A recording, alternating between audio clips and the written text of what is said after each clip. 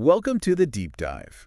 Okay, so today we're jumping straight into the U.S.-China rivalry. Right. A really intense situation. Yeah, and our source material describes it as, well, not quite a war, but definitely a major tension zone. Military, economic, tech. Ideological, too. It covers a lot of ground. Exactly. So our mission here is basically to unpack the core parts of this dynamic based on what we've read.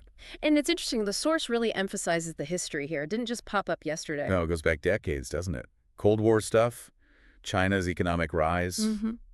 And fundamentally different worldviews shaping things. The U.S. seeing itself as, leading the free world. Right. Well, China has its own ambitions about global influence. Which really seemed to crystallize around that 2018 trade war the source talks about. Yeah, that felt like a big shift. The U.S. putting tariffs on Chinese goods. And China hitting back, of course. But like you said, it wasn't just trade for long, was it? It broadened out pretty quickly.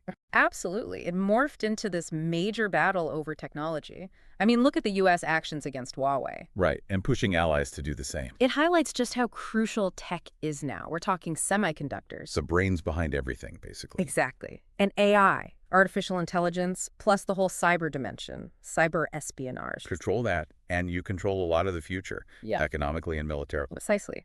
Which brings us to the more direct military tensions, the South China Sea, for instance. Yeah, the source mentions China building those artificial islands, Yeah. militarizing them. That definitely rings alarm bells. It does. But the single biggest flashpoint, the one everyone watches nervously, is Taiwan. Taiwan, yeah, that feels like the real powder keg. Definitely. You have the U.S. supporting Taiwan, providing arms, diplomatic backing, seeing it as democratic, self-governing. Whereas China views Taiwan as a breakaway province. And crucially, hasn't ruled out force to achieve reunification. That difference is, well, stark and risky. So, with all this tension, is it fair to call it a new Cold War?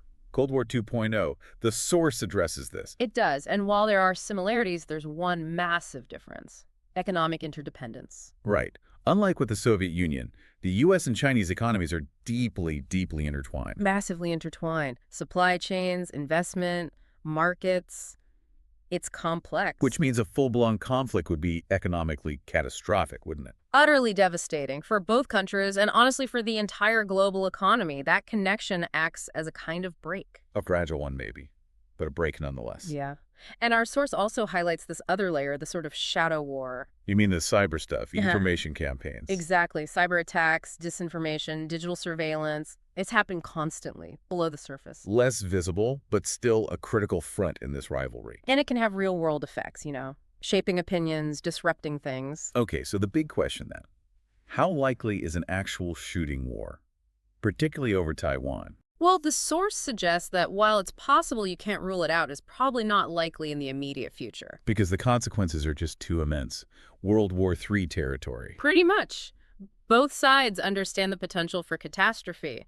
So the source kind of reframes the main conflict How so? as less about imminent war and more about a long-term struggle for global influence, shaping the rules, the norms, the future world order. A competition over which system, which vision prevails. Exactly. It's fundamentally about two different models, different ideologies, different ideas for how the world should work. So the takeaway for listeners, based on our source, is that this isn't just abstract geopolitics. No, it's about the kind of world we're heading towards, understanding this clash of systems, these competing visions. It's pretty crucial for making sense of things today. Absolutely. Staying informed is key. Well, that wraps up our deep dive for today.